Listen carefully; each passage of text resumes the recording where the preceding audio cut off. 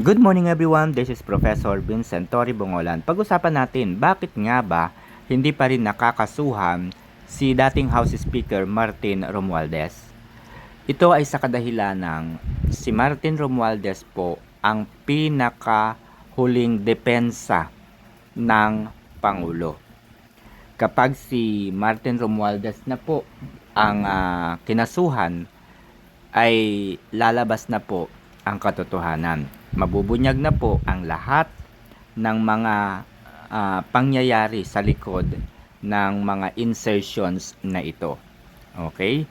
So naipaliwanag na po ng maraming eksperto kung paano nga ba naging maluwag ang administrasyong ito sa paglalabas ng pondo. Dahil hindi po ito literal na pagnanakaw. Okay? Ito po ay legalized corruption. Dahil pinirmahan ni Pangulong Marcos Jr.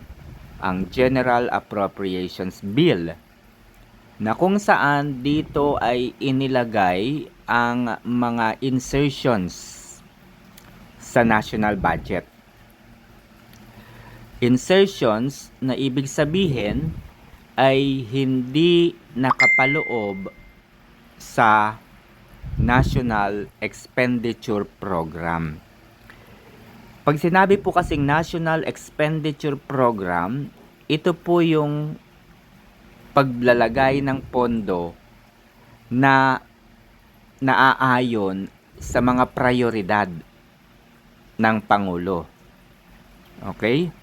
So, halimbawa, ano nga ba ang priority ng Pangulo sa edukasyon, sa pangkalusugan, sa Department of Public Works and Highways, sa mga infrastructure na yan, etc. etc. So, ilalagay po sa ilalim ng Net Expenditure Program itong mga priority na ito. No? Itong mga priority projects na ito, yung mga pipeline projects. So, ang gagawin po ng Department of Budget and Management ay i-allocate niya. Mag-a-allocate siya, maghahanap siya ng pondo para doon sa amount of budget or proposed fund para doon sa mga proyektong yon per agency. At yun po yung isi-save nila para sa release. Okay?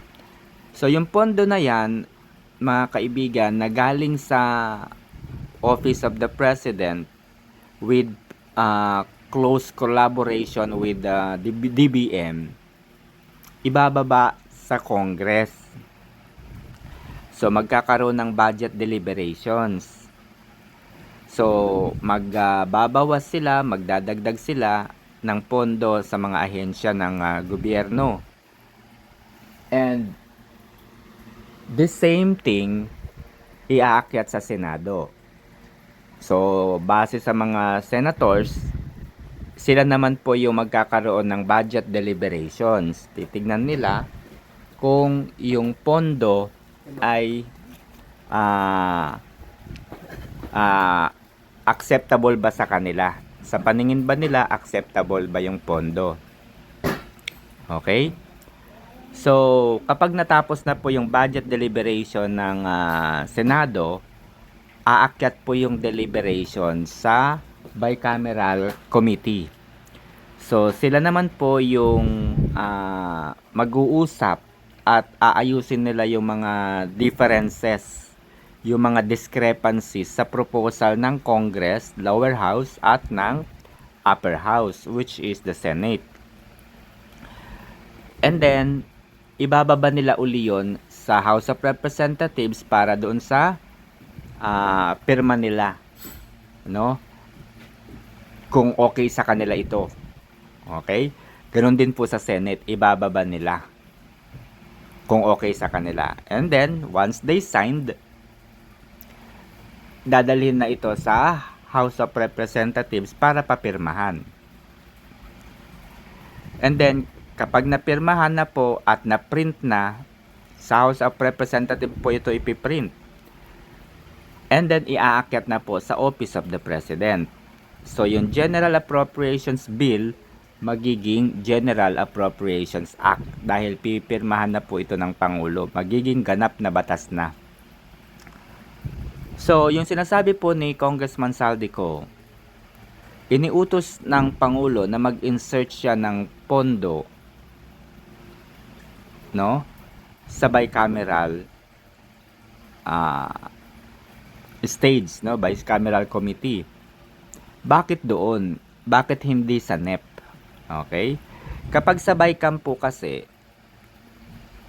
tinanggal na, kumbaga hindi na siya dadaan doon sa proseso ng NEP na dumaan sa Congress, nagkaroon talaga ng scrutiny, no, pagre-review. Dumaan sa Senado, dumaan sa BICAM, bumalik sa House, sa Senado para sa ratification. So sa BICAM kasi, nandun na, final na yun, at ipiprint na lamang sa House of Representatives. So insertion nga. Kasi hindi po kasi masasabing insertion kung nakalagay po sa NEP. Kasi kapag yung nasa NEP po, well-planned po yun. Pinag-aralan, talagang sinuri ng maayos, kaya wala pong insertion sa NEP. Hindi po insertion ang tawag doon. So, obviously, mga kaibigan, hindi makakagalaw si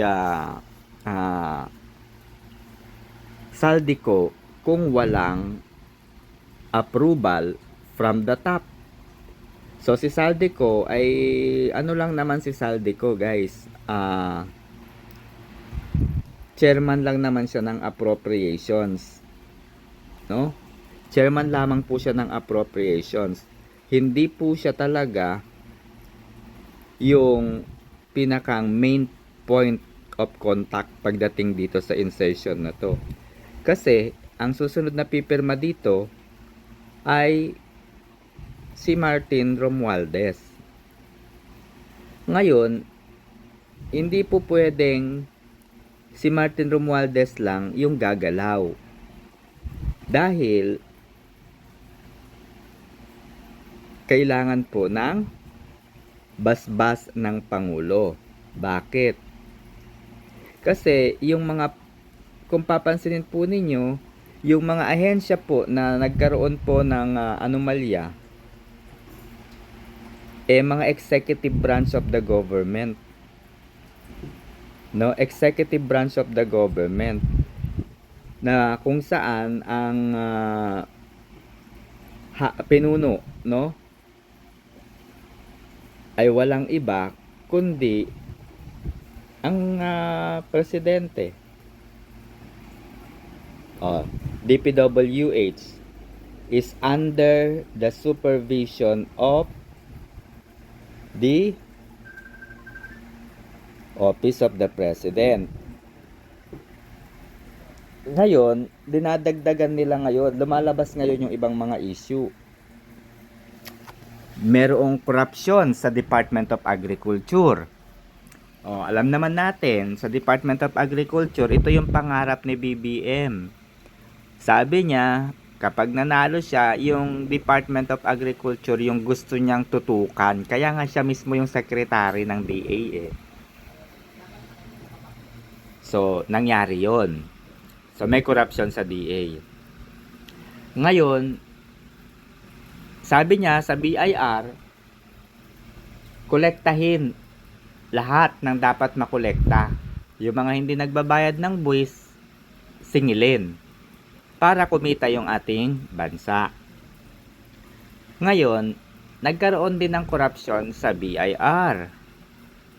Dahil yung kautusan ni Marcos Jr. ay ginawa ng nag-resign. Hindi ko alam kung nag-resign o tinanggal na secretary ng BIR.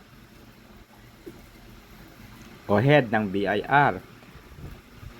Bakit tinanggal? Akala ko ba na-meet niya yung mandate nito na kailangang makakolekta? Bakit tinanggal?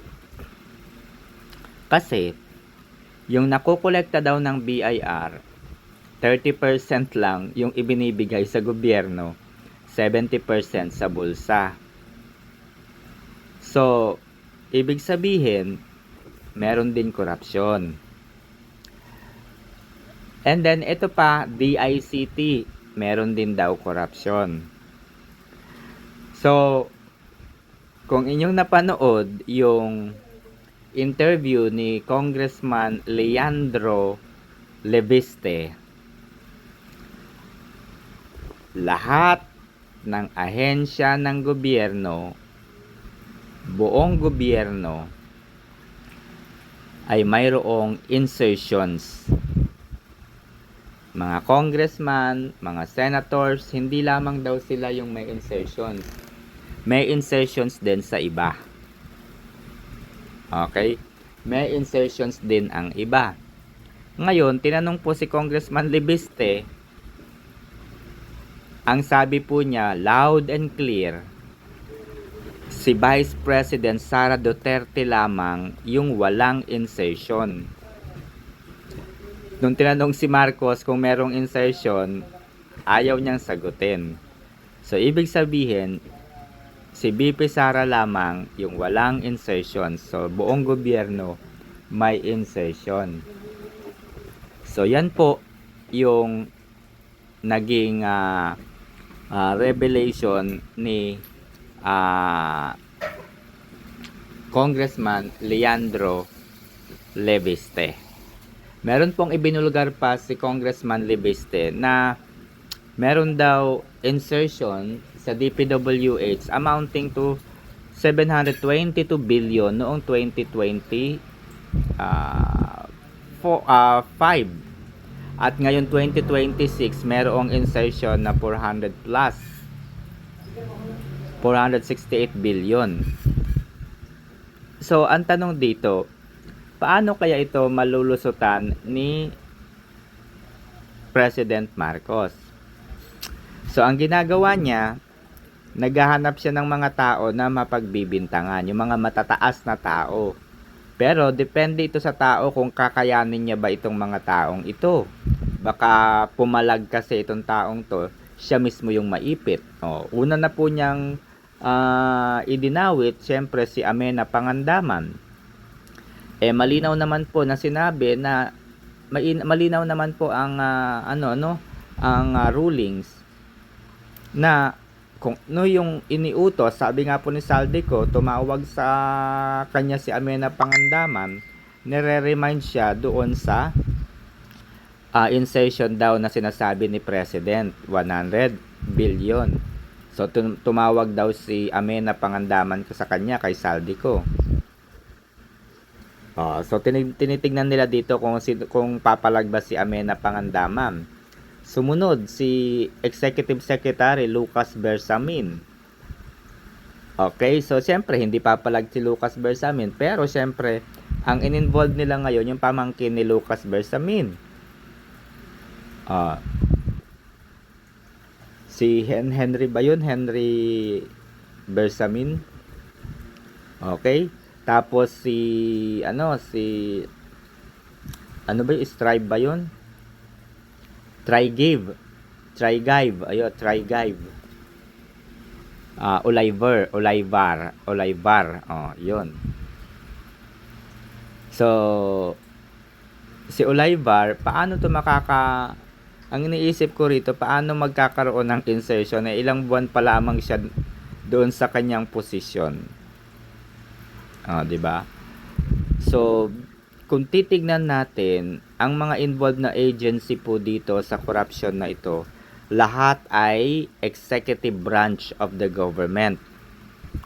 Since executive branch of the government, under the supervision po sila ng presidente. So, ang tanong natin dito, paano malulusutan ni Pangulong Marcos Jr. itong mga anomalyang ito. Paano niya ipaliliwanag